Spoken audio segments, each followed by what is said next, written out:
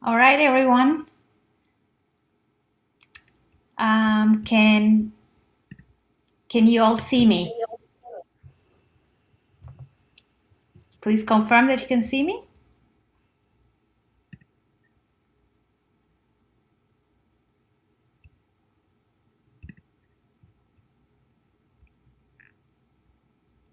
Perfect. All right, we're gonna start then. And apologies for a little bit of a bumpy start. This is our first time doing this virtually, and hopefully, going forward, we will fix some of the glitches that you're encountering today. So, for those who are actually experiencing the challenges on Facebook, please do log into the YouTube channel. I'll post a separate announcement on Facebook soon to let everyone know. Actually, we are having some issues with the Facebook broadcast, but YouTube works fine, so we're good. Now we're going to start. Welcome to Bay Area Skeptics Monthly Skep Talk. This is our first virtual Skep Talk happening, and I would like to start with some introductions. Some of you I know that have been regular attendees to our regular Skep Talks, but this is the first virtual one. So we are Bay Area Skeptics, founded in 1982 and the oldest regional skeptical organization in the North America. We're skeptical, meaning that we believe in critical thinking, logic, and rational thought. In the 1970s and 1980s, prominent scientists like Carl Sagan and magicians like James Randi became concerned about public science literacy and popular fondness for pseudoscience. So they established a movement called scientific skepticism, which encouraged thoughtful, evidence-based discourse in the matters of health, education, consumer protection, and the investigation of extraordinary claims. Scientific skepticism embraces the ideal of healthy skepticism, using inquiry and evidence to dispel irrational thinking in society. We trust the scientific method, evidence-based thinking, and the innate societal value of civil discourse. Skeptics are particularly interested in claims of the paranormal, pseudoscience, and untested or poorly tested medical claims, but also in science literacy. Bay Area Skeptics collaborate with many other local groups involving science and skepticism, including Bay Area Science Festival, Wonderfest, the Center for Inquiry, North Bay Skeptics to reach people through public lectures and workshops, online discourse, and activist events. We also partnered closely with Sacramento area skeptics to organize an annual one-day conference on science and skepticism, Skeptical Conference. This year, as you might know, Skeptical was canceled due to COVID-19, but we plan to be back in June of 2021.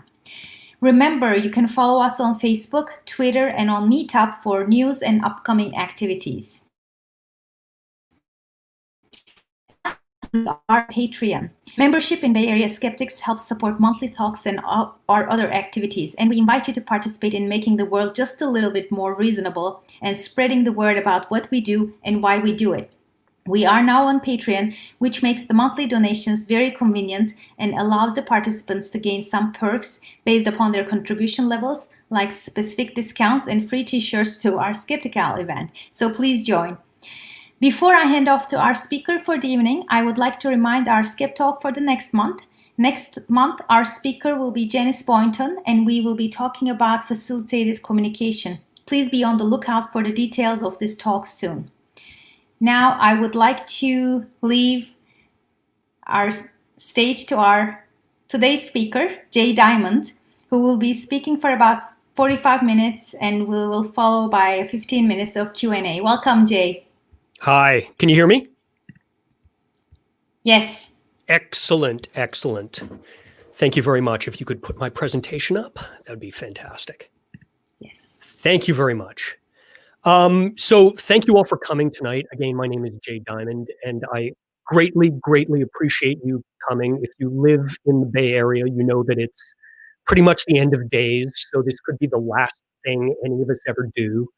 So, thanks for taking the time to do this. I appreciate it.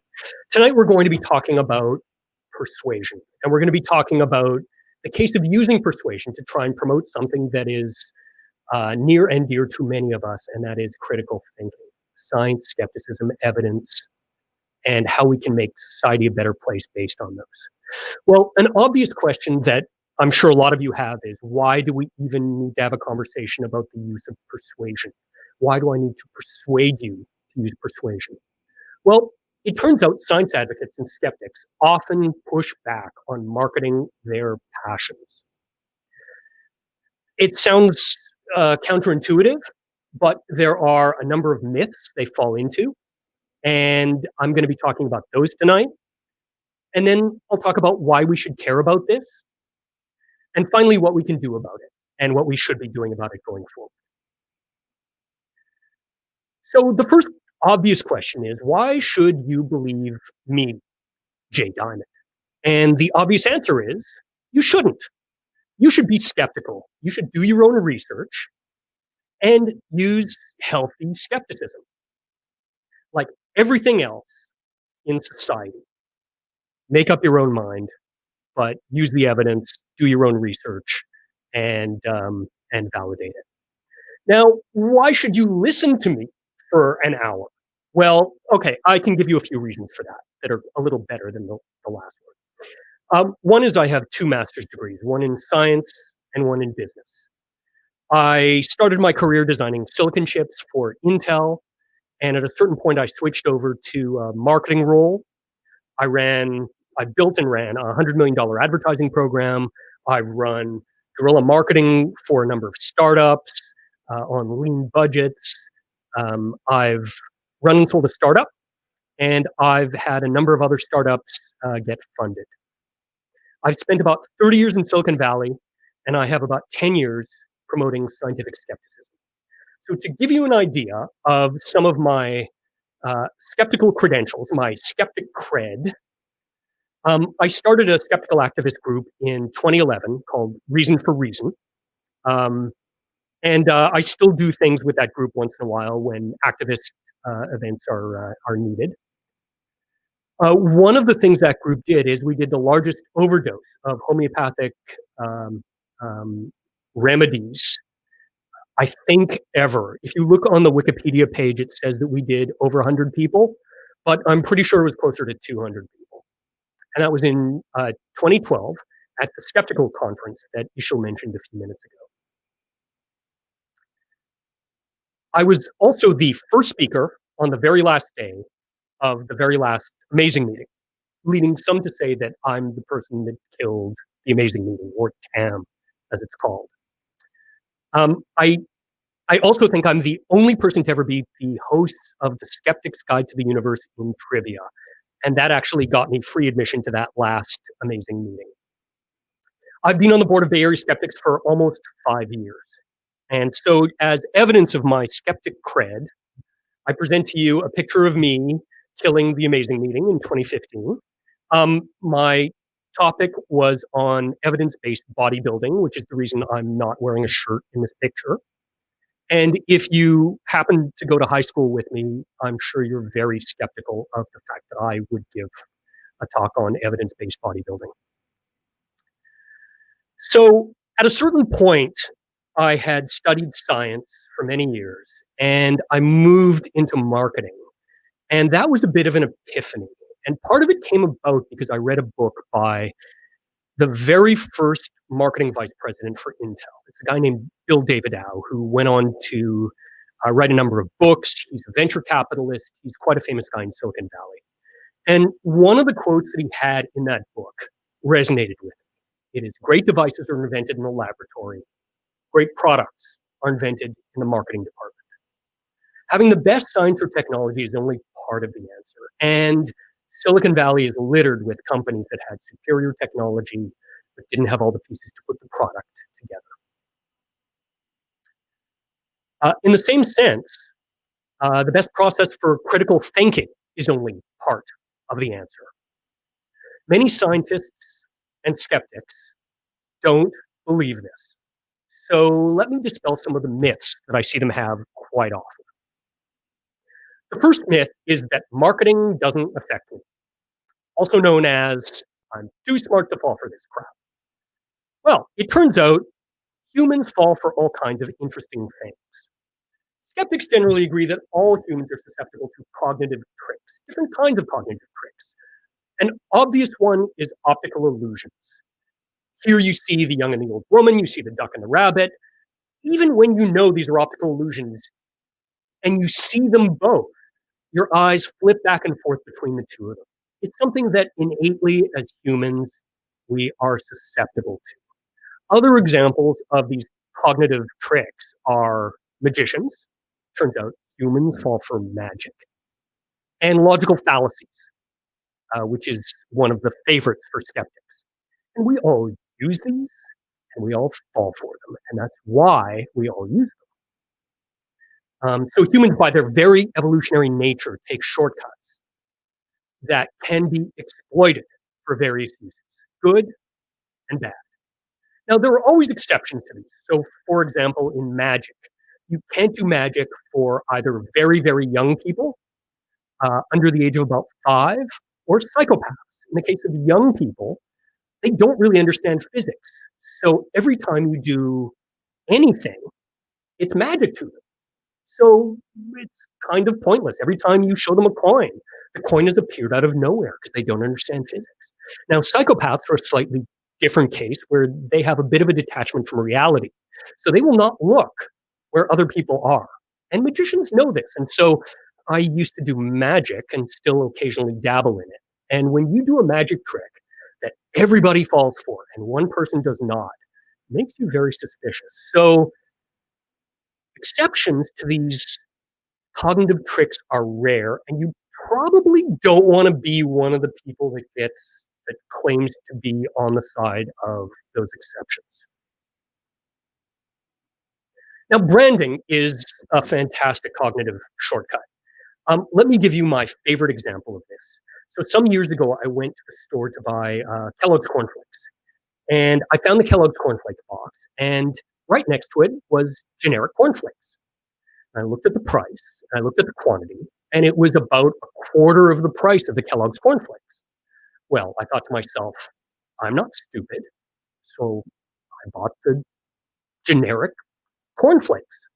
I took them home and I opened up the box, and they smelled fantastic. There were a lot of them. Everyone was perfectly formed. They tasted great, and I hated them. I hated them because they didn't taste like my childhood cereal. They weren't what I expected in cornflakes. It didn't meet my expectations.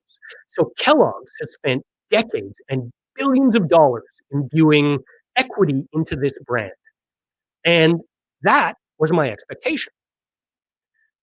Now, every time I'm in a supermarket, I consciously override my logical impulses to side with my subjective preferences. You do it too with things like Coke. For soft drinks, you're generally paying more for sugar and water than you would for an equivalent volume of jet fuel. That's insane, right? But those of you that have a preference on a cola know what that's all about. Virtually every brand you recognize in the supermarket is because it's a shorthand for some brand attributes and equity that the company has put into that brand and that you've attributed to that product. So branding is a very powerful aspect of marketing. Is that wrong? No, it's human. You can fight it or you can use it. And that's really what this talk is about. So follow my logic here. Some scientists and skeptics deny that they are susceptible to marketing. Humans are susceptible to marketing. Most scientists and skeptics are humans. Ergo, and I think some of you can see this coming, most scientists and skeptics are susceptible to marketing. Whether you believe that you're susceptible or not, you are. And if you don't think it applies to you, you're deluding yourself. I hate to break it to you. Let's talk about myth number 2, and that is that marketing is lying, aka I just need to tell the truth to win. And that's an interesting one because the biggest complaint I hear is in advertising. And many skeptics and science advocates talk about this thing called advertising puffery. and they say that it is lying. So what is puffery? Well, puffery is subjective boasting with vague claims. Either there's no specific claim made, or the claim is so beyond the point that a reasonable person would assume that could not be true. Um, and the important part here is the intent is not to deceive. So in these cases, nobody's going to sue Starbucks because they say the best coffee for the best you. It's just not a very measurable claim. In the case of Aquafresh, their claims here aren't even specifically attributed to the product. They're just on the box, hoping you'll make the inference that you'll get healthier gums, you'll get fresher breath. They don't even say that it's part of the product. So again, they're very, very high level boasting claims. Now, the important things about these claims, and something that all skeptics know quite well, is they are not testable. We'll counter that with false advertising. Now, false advertising is illegal. It makes specific, testable claims without evidence. Now, some examples of those claims could be ingredients, surveys, research, science, the origin of the product, and you can see the rest of the list there. There's all kinds of things that you could make a claim on that is testable, and if you can't prove it, you can be taken to court for that. Some examples. It's worth noting that the intent here is actually to deceive, which is why it's illegal. And some examples here are Airborne, which said that they could ward off colds, and they paid $23 million when it was found there's no evidence to that. Extends paid $6 million when it was found that their boner pills didn't do what they said they would. The most egregious example I could find of this is something very well known to many skeptics, and that is power balance bands. So this is a company that had a little rubber band with a hologram attached to it that they claimed would make you increase your strength, power, flexibility. They had a number of sports stars they would pay to do testimonials on this. And if you've heard of this, one of the reasons may be because they made so much money, they put their name on an arena in Sacramento. That's a lot of money. Well, it turns out it was so much money that they went bankrupt when they were sued for $57 million in 2011. And they were forced to admit that there was no credible scientific evidence that supported their claims. So, just to reiterate, there's a big difference between marketing puffery, which is not testable claims, and um, uh, and false advertising. Now, marketing is lying, like toupees are obvious. If it's obviously a toupee, it's a toupee, and you can tell I'm an expert on this. If it's a good toupee, you probably didn't notice it at all. So this myth is a bit of a straw man. Bad toupees are obvious is not generalizable to all toupees, just as illegal marketing is illegal and bad marketing is bad. But that's not generalizable to mean that all marketing is either illegal or bad or lying. Think of it like this. Both Ken Burns and Wikipedia are fantastic resources. Both have their place in our society. And Wikipedia, as an example, fantastic resource for all kinds of information, very detailed, it's generally quite concise, and it's all referenced. Well, Ken Burns can make you care about something that you didn't know you cared about previously. Those are very different attributes for something like the Civil War, where if I want to get all kinds of details, I'll go to Wikipedia, and I'll get them quite quickly. If I want to really get passionate about the Civil War and dive in, I'll watch a Ken Burns documentary. Now, we don't always have time to tell a story like Ken Burns in 8 hours or however long his various series are. But we all love engaging stories, and marketing is about telling engaging stories. My favorite example of that in science communication is Carl Sagan, no surprise to many of you.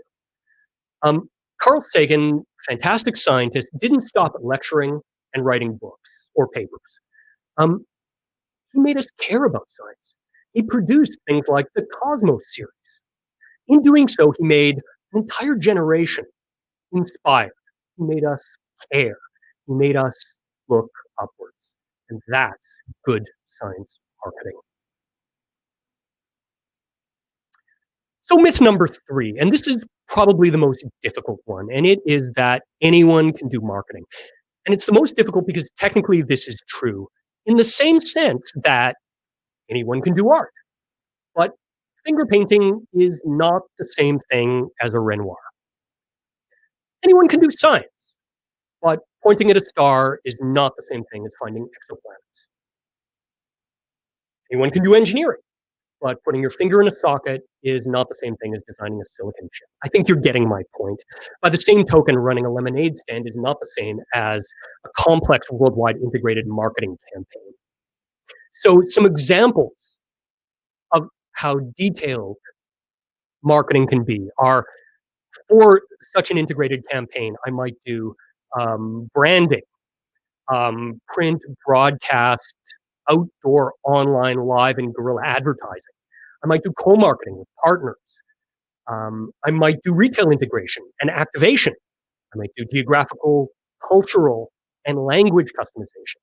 So any of these disciplines can be an area of expertise on its own. As an example, let me pull out digital marketing, where just within digital marketing, I should be an expert on audience research, building and testing effective content and creative, ad placement and asset management, search engine optimization, that is setting keywords and targeting, those kinds of things, affiliate marketing, social media marketing, email marketing, mobile marketing, building analytics and success metrics, which is the hottest new topic in marketing and something everyone needs to be good at now, and overall campaign management. So certainly you can benefit from experience in all of these. The longer you've been doing it, the better you are at it. And you can see that there's a lot of specialists that spend their entire career on just one sliver of this, as there is in any discipline. But sure, anyone can do it. They just can't do it well. Now, for this talk, I used Mad Men as a bit of a theme to get people interested in the talk. Now, it turns out Mad Men is actually kind of a bad example of how marketing works. I remember when I was at Intel in a strategic planning meeting, I had a colleague say to me once, "We need more Don Draper moments." Now, that's a reference to the advertising executive on that show having a moment of inspiration while in a meeting with a customer. So suddenly, he pulls this brilliant idea out of the air and he saves the day at the very last minute. Well, there are moments of inspiration in marketing, but generally, um, like science or any other discipline, that's not how you get the most actual demonstrable results. Generally, in marketing like science or any discipline, most of the hard work comes from that basic grunt work of making an idea come to life. It's 1% 1% inspiration, 99% perspiration, like anything else. As with any discipline, the more you do it, the better you get at it. So that brings us to the next point. Why should we care? Well, mainly because I don't want my friends who are science advocates bringing a knife to a gunfight. Now, if you look at pseudoscience or medical quackery or con men, they love marketing. And they love it because they understand that persuasion is key to pushing their worldview and perpetrating their scams. Because it turns out, much to everyone's surprise, that persuasion is, in fact, persuasive. Now, just because people use it for terrible things doesn't mean we shouldn't use it for good things. It's a tool, just like science, just like logic, just like critical thinking. These are your persuasion skills that you should be honing. So why should skeptics embrace persuasion? Well, because it works, and opponents of science and reason already embrace it. But the biggest reason for me is because I want science and evidence to win. And you should too, and hopefully you do, and that's the reason you're here tonight. And I think you'll agree, there's never been a more important time in our society than now to embrace the promotion of science and critical thinking. So this should be easy, right? And the reason it should be easy is the easiest product to market is a good product, and science and skepticism are fantastic products. Skeptics love to understand cognitive shortcuts, and marketing is the ultimate cognitive shortcut. Ergo, skeptics should love marketing. Yet, again, many of them fall for the myths that I've mentioned previously, and they do not. So what can we do about it? Well, the recommendation I have is to be disciplined. And so I'm going to go through 4 aspects of marketing that pertain to the promotion of science and critical thinking. And those are public relations, branding, packaging, and promotion. So when it comes to public relations, my first bit of advice is don't be Sean Spicer. So Sean Spicer was the president's communications director, who was famous for being overwhelmed, underprepared, not making coherent arguments, and generally not being very credible. You don't want to look like that when you're up there talking about your subject. I've had skeptics tell me that they don't need training. They don't need press training because they know their subject matter and they can just wing it. Well, when you wing it, even the best content experts will tend to ramble. And that's not good in front of the press. Like anything, training and preparation makes a massive difference. So when you're doing public relations, prepare talking points. So that doesn't mean just loosely think about a few things before you talk to the press. It means write things down. Work on them to be concise and clear. Select one spokesperson who's going to devote their time to getting good at this. And if you are that person, you should get press trained. The most important recommendation I have is to practice. Now, telling your story in a compelling way will make people care about that story. Press training teaches you to answer questions like Carl Sagan and not like Wikipedia. Because sometimes you need to be compelling before backing it up with all of the facts. Mainly, press training is going to teach you to get your point across without being misquoted or taken out of context. And all that practice is going to make it much harder. It's going to make you much better because it's much harder to be clear and concise than to be factually correct, long-winded, and forgettable. Let's talk a little bit about branding. And this is something skepticism has a huge problem with. It has a huge branding problem. So often, the word skepticism is used as a synonym for cynicism, denialism, and contrarianism. And you can see that in all kinds of press headlines where they conflate those topics. And generally, there's really nothing that those people denying climate science or GM foods have to do with science or evidence. They're very often using emotion. They're very often using things that are not backed up by evidence. Now, the skeptical movement has not really cultivated their brand, and a good example of this is the use of the term "I doubt it," which Skeptical Inquirer has used, but also other skeptics have used. And doubt on its own is not what skeptics stand for. It doesn't talk anything um, about evidence, about critical thinking, about scientific consensus, about all the things that we really stand for. So, a, an interesting example is Bay Area Skeptics, which is the oldest skeptical organization in North America. It's been around since 1982, so we can't really change the name of that organization. But in communications, we're very clear about our allegiance to the scientific method and evidence. So there are still ways that we can make it very clear in our branding that we stand behind science and critical thinking. Let's talk a little bit about packaging. And many people think about packaging as physical packaging, but um, this is really a broader idea of how you can present and incorporate a number of different things in your passions.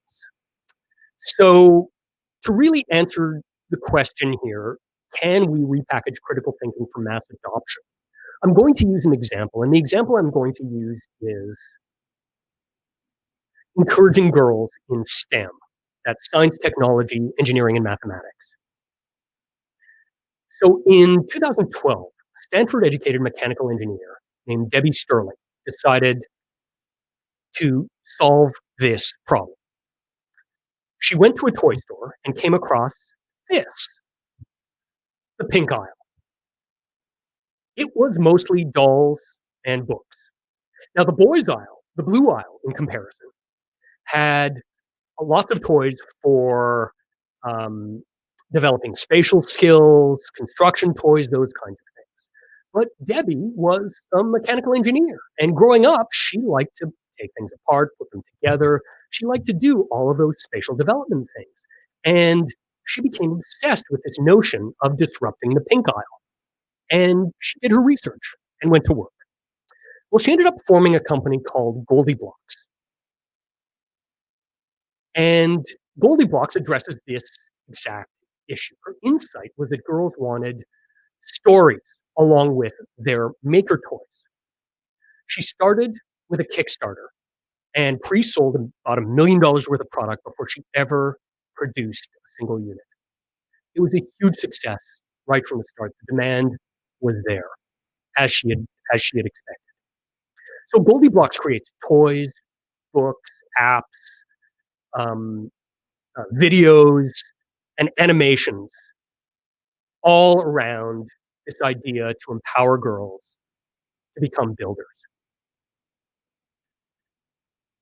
She made a lot of mistakes, but she stuck with the idea. She improved her product, and now she's in toy stores around the world. I've bought these toys. They are loved by girls across North America and around the world. So what can we learn from Goldilocks?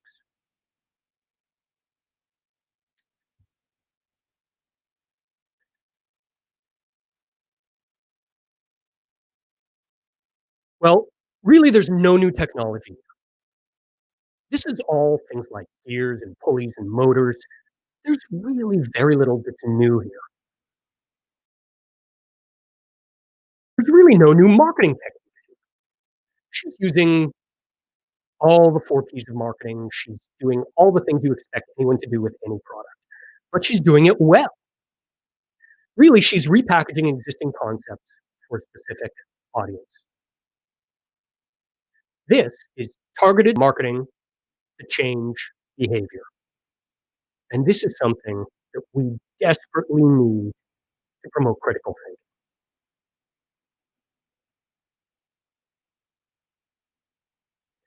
Let's talk about promotion for a minute. Um, I've been to science and skeptical meetings that were hidden behind closed doors in back rooms, that were public without any explicit signage, that had world-class speakers with very few attendees, and have blown away their attendees with really, really fascinating topics, but very boring titles. When I tell civilians, people that aren't really part of the skeptical community, about these skeptical meetups or science meetups, they almost always are intrigued and express interest.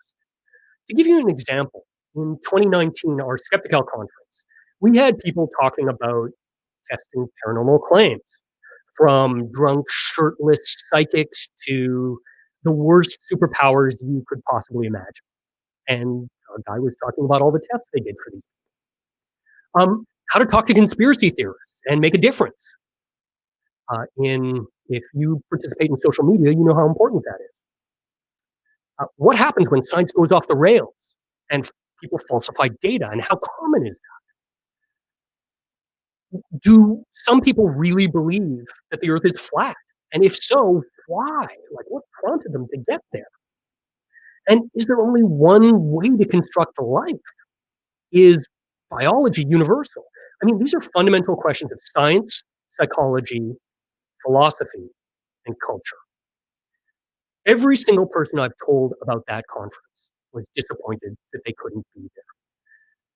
And the problem is, we tend to really preach to the converted. We spend far too much time telling our choir about facts they already know about and not trying to persuade our intended audience. So in this age of alternative facts, now more than ever, we must use these marketing techniques to persuade more people on the value of critical thinking and scientific skepticism in society. So summing all of this up, we must use persuasion to promote critical thinking in society. Do not fall for marketing myths. Do not bring a knife to a gunfight. Be disciplined, or hire an expert that's disciplined and experienced. And if you can't do any of that, you should be Carl Sagan. Thank you very much, and I'll open it up to questions. Thank you so much, Jay. Great topic and great presentation. So now we can take some questions from the audience. We have a great turnout. And again, thanks to everyone for supporting us in our first virtual Skep Talk. Going forward, we will do some adjustments. I know some people had some sound issues, but other than that, it looks great. Let's get some questions. Yeah, and virtual applauses are coming from our audience, so I'll make them heard for the others. Thank you all. I have to admit, this is, this talk was prompted by talking to a lot of scientists and skeptics who just really don't value an entire discipline that could be making them much more popular in society. And it could be making society better. All right, so the first question is from our beloved Andrew Fracknoy. He's asking, what would you call Bay Area Skeptics if you were starting today? Well, that's a great and difficult question. So many skeptical organizations are shying away from the word skepticism today. And so, for example, when I started my skeptical organization, I called it Reason for Reason, because people tend to understand what reason is, and they don't tend to understand what skepticism is. So people are using alternate names for that. Now, the atheist community since then has kind of adopted the word reason, but I think many people still kind of understand the point it goes for. So I'd probably lean towards something like that. All right, great. The next question comes from Alex Halperin. Marketing may not be lying, but does it rely on people's biases and irrational thinking? And don't you feel guilty triggering those non-rational ways of thinking? Interesting question. I do not at all feel guilty about it. And I don't feel guilty about it because, as I said, I know that the other side is using these techniques. And getting people excited about something is fun. It's fun.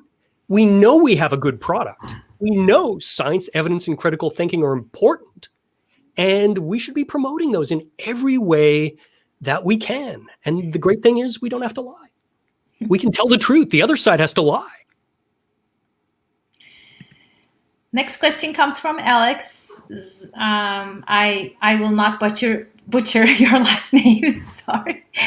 How can we persuade a person who values faith over evidence. Religion says the more faith you have, the more virtuous.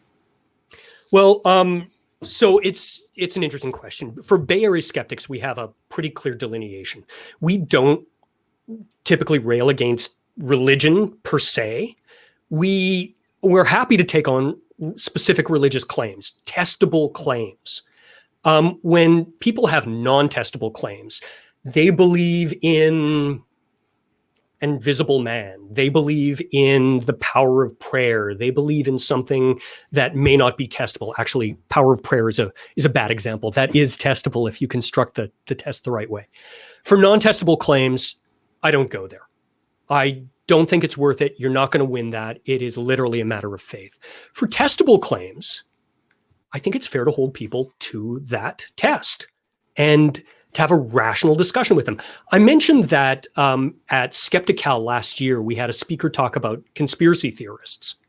So this is another case where people may have an erroneous idea about what's real, may have an erroneous idea that there are facts that support their evidence.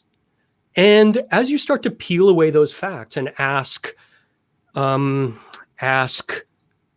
questions, the Socratic method, it turns out some people, not all the time, if you're persistent, will start to question some of their irrational beliefs. So I'm not sure that directly addressed your question, but I hope it helped. All right. Next one comes from David.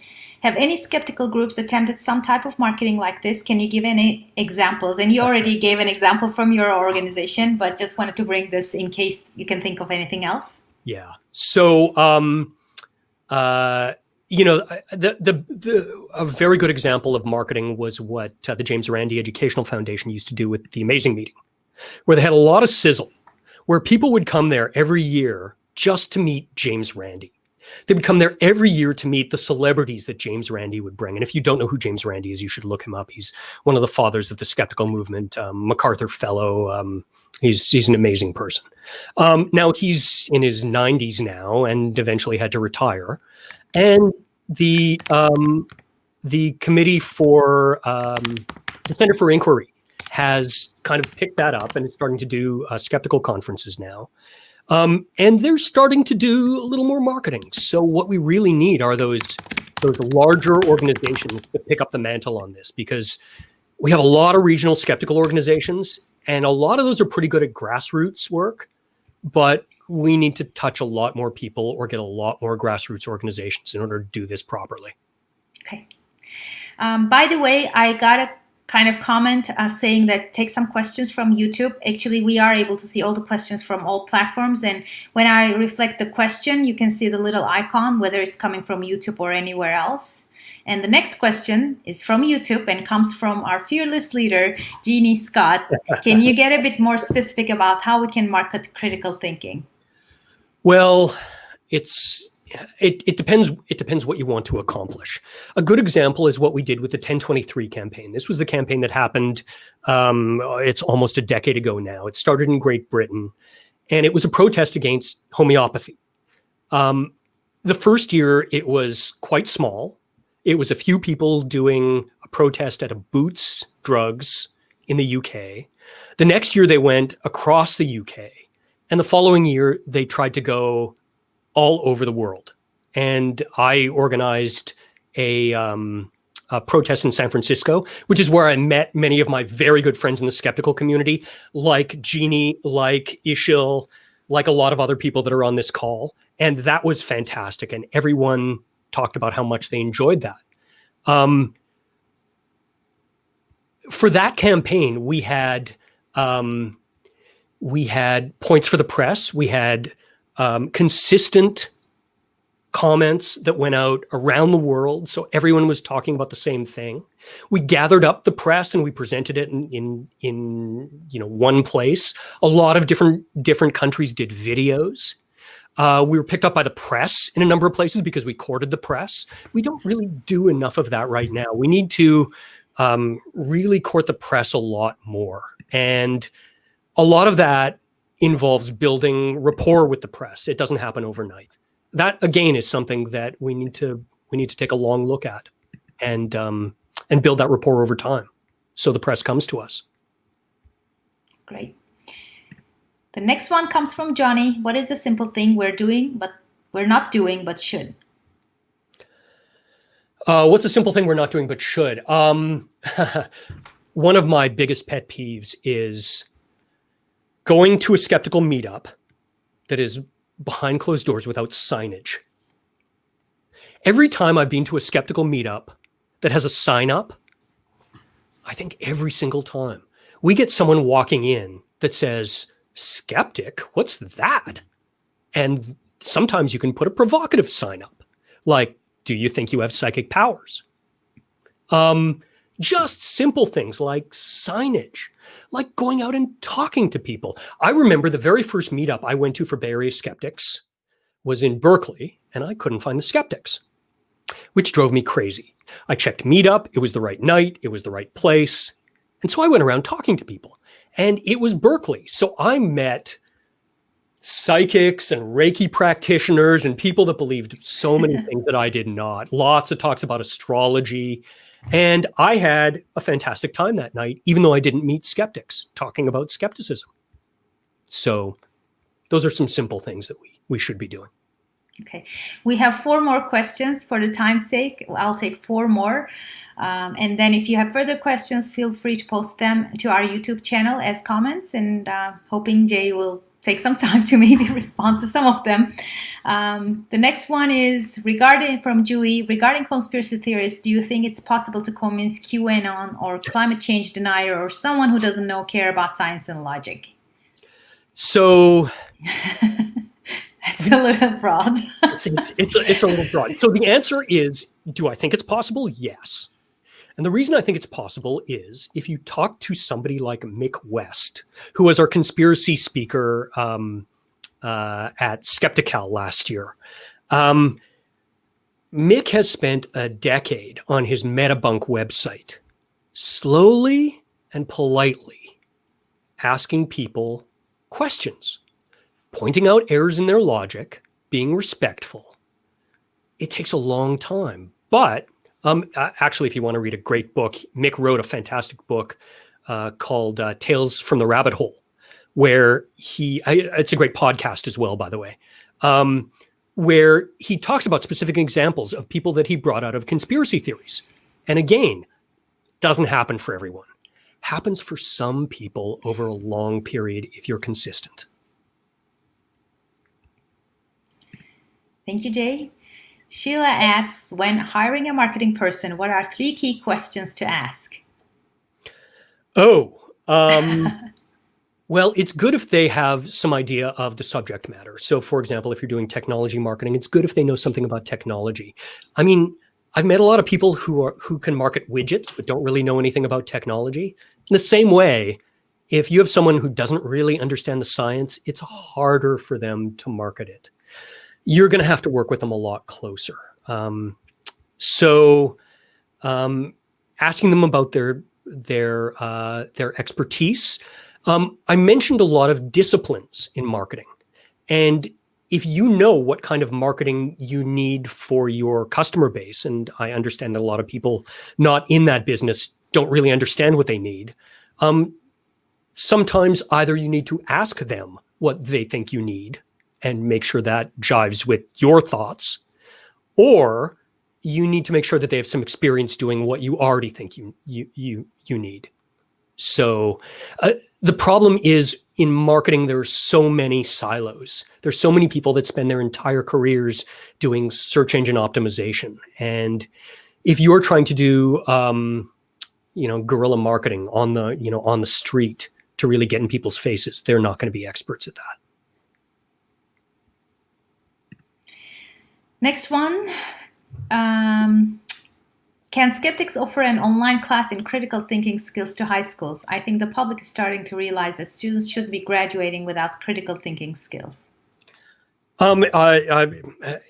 Yes, absolutely.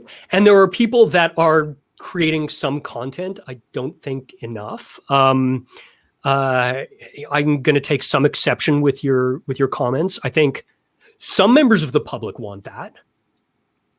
There are some members of the public who just want very specific types of education that do not involve critical thinking. And that's one of the things we're trying to fight against, because in Bay Area Skeptics, we believe that everyone should be taught critical thinking. Everyone should be taught those skills. It's interesting. When I went through university, I didn't know it, but I was building a pretty good skeptical curriculum on my own. All of my undergraduate electives were in philosophy, and I studied logical fallacies and all kinds of interesting ways that people come around to thinking about what they do. I studied philosophy of science, which is fascinating because it shows when those light bulbs go off and why they go off and why people change their minds about how the world works. And I studied magic, so I knew how people got fooled. So one of the interesting things about scientific skepticism is it's an interesting crossroads of many disciplines. It's not all science. It's psychology, it's sociology, it's deception. It's all kinds of things that many different types of people bring to the skeptical movement. Many of my favorite skeptics are not scientists. So I think there are a lot of people that can bring some good stuff there. But yeah, we need more of that, no question. Yeah, the last question is kind of related to the previous one. Are we wasting our time targeting adults? Maybe I should have reflected this question before the other one, so I apologize. Aren't children much more likely to learn from skepticism? Well, the answer is, I don't know if they're more likely to learn from skepticism because, children are sponges. They'll learn whatever you put in front of them. So yes, it would be great if we put it in front of them, no question. If I thought we were wasting our time with adults, I wouldn't be doing this talk tonight. I wouldn't be doing anything in skeptical activism. I think there are a lot of people who are not extremists. We have a small number of people who are passionate about science and technology and scientific skepticism. And we have a small number of people who are passionate about crazy claims that I do not believe in at all. And very often we talk about fence sitters, and I don't think there are a lot of people on that fence. I think there's 5 or 10% on either end, and a lot of people in the middle that just don't know. And they've been told something, and they've never been told something contrary in a way that is palatable to them. So making those concepts palatable to them is one of the ways that I think we can improve society. And, one of my mantras is if we can just make one person think a little more skeptically, society wins. So I'll leave it at that. All right. Well, there's one last question, so I'm going to take this one, and this is the last one. So thank you so much for everyone who's posing questions, but we have to also be mindful about the time. Do you consider skepticism as intellectual self-defense? That's an interesting one. Thanks for the question, Brent. So the answer is yes. One of the beautiful things about skepticism is understanding how fallible all humans are. And that includes you. And that's humbling. So, many of the people that I respect the most in the world will answer questions with, well, I don't know. Let's find this out. And very often that's how you find the most interesting things, both about yourself and about new topics. So absolutely, it's intellectual self-defense. It's an interesting way. I've never looked at it that way. All right. Well, thank you everyone for joining us in our first virtual Bay Area Skept Talks today. And we're happy to have you. And going forward until the COVID situation resolves, we're going to continue these virtual events. So hopefully you'll join us in the next ones as well. And as a reminder, which I'm unable to present for some reason. All right. Well, I was just going to remind everyone our Patreon page again. So please do consider becoming our patrons so we can continue our activities. And thank you so much for joining us today. And we'll see you hopefully in our next Bay Area Skept Talk in October. And if any Good of you are evening. interested, this will be archived on our YouTube channel. It's already on there. So Great. thank you, everyone. Have a good night. Bye-bye.